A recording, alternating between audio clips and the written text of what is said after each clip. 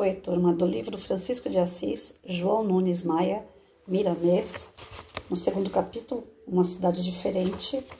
Na terceira parte, Hitler, um dos últimos príncipes que ajudaram a governar a grande cidade nos céus do Equador, foi uma das feras enjauladas por 1000 anos que, ao assumir o controle do Estado germânico, tinha uma tarefa odienta com a sua consciência e os seus comandos preguiçosos, reencarnados como judeus, objetivando eliminar toda a raça.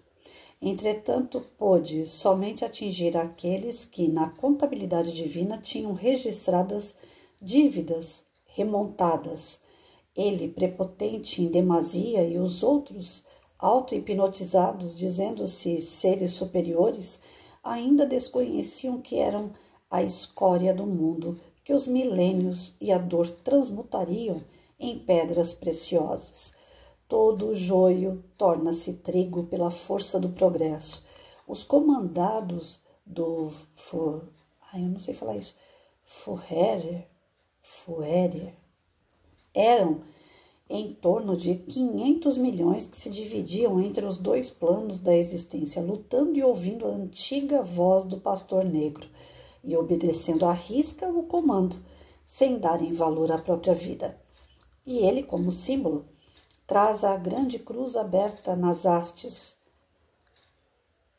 planta da cidade das sombras, chamada a Cruzada, cuja quarta parte comandara com rigidez e orgulho, nunca saindo do poder durante todo o tempo, a não ser para voltar à terra, com a grande pretensão de dominá-la, de colocar os pés no globo e dizer: esta é a minha casa, ou então transformá-la em pó, e se envaidece com a sua cruz suástica.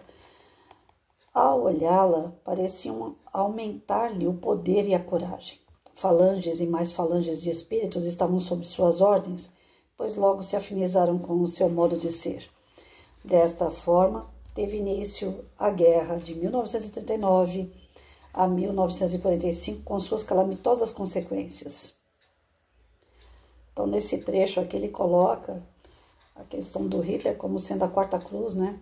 Onde ele acha que ele pode dominar o mundo, dominar as pessoas, sendo um espírito superior às outras raças, e, na verdade, se tratava de um espírito trevoso que, como diz o próprio texto, fazia parte da escória do mundo, ou seja, dos piores, né?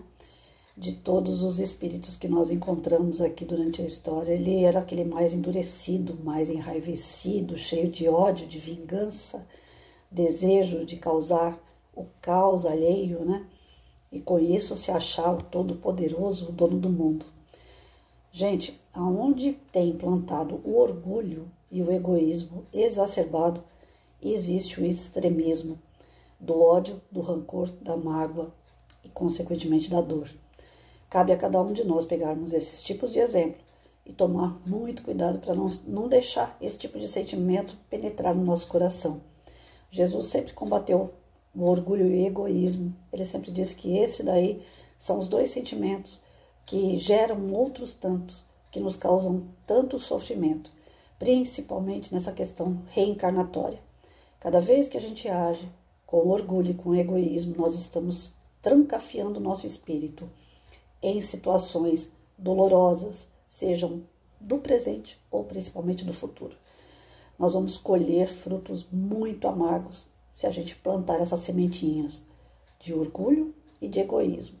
Nós não estamos aqui, né? Todos os textos que eu leio, todos os livros da doutrina espírita, eles trazem para a gente esse cuidado, né? Que nós devemos ter consequentemente com as coisas que a gente anda pensando, sentindo, fazendo em relação ao próximo. Eles alertam o tempo todo: cuidado, né, com esse tipo de sentimento. Orgulho e egoísmo geram frutos amargos. E a gente vê pelo lado da história humana quantas pessoas caíram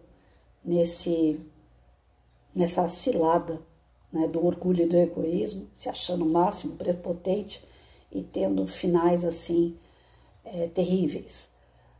Até hoje, nos dias de hoje, a gente faz leituras mais atuais sobre espíritos que recém chegaram ao plano espiritual em total sofrimento no umbral, aonde ainda vão demorar muito tempo para serem socorridos, porque a sua ignorância, o seu extremismo ao ódio é tão grande que não tem como salvá-los. Eles precisam ainda ficar ali, naquele local fétido, naquele local horrível, com situações degradantes, para que se despertem, né? E a gente pode evitar tudo isso. A gente pode evitar essa dor, desde que a gente entenda que orgulho e egoísmo realmente são as chagas que não podem de maneira nenhuma chegar em nosso coração. Que a gente possa lutar com isso, né, todos os dias, a todo momento, porque nós somos tentados a cair nessas situações de orgulho e egoísmo. A todo momento a gente quer provar que nós somos melhores, que nós somos donos da razão, que nós somos aquele, né, olha no espelho e se envaidece e acha que é o máximo, né, que tem possibilidade de conquistar tudo e todos da sua maneira. Tem pessoas prepotentes no seu cargo, né, colocando empregados, colocando pessoas que estão abaixo do seu nível, seja universitário, né, nível socioeconômico, financeiro. E essas pessoas tendem a chegar do outro lado de camisolão, como a gente estuda em outras obras aí do Luiz Sérgio, principalmente, ele fala muito nisso, né? Que adianta ter muito dinheiro, muita posse e chegar no plano espiritual de camisolão. Se chegar de camisolão e for atendido num hospital, glória a Deus. Mas geralmente não é assim. Espíritos mais endurecidos não vão nem para o hospital, vão direto para o umbral. E lá no umbral, segundo as outras religiões, é o inferno. E inferno não é bom. Não tem nada de alegre, de festa, de continuar a bebedeira e as baladas como tem aqui na Terra, não. A coisa é muito pior do que se pensa. Então vamos lá, atenção quanto a isso, né? Hitler achava que ele era o cara. E o fim dele, só Deus, viu? Só Deus na causa.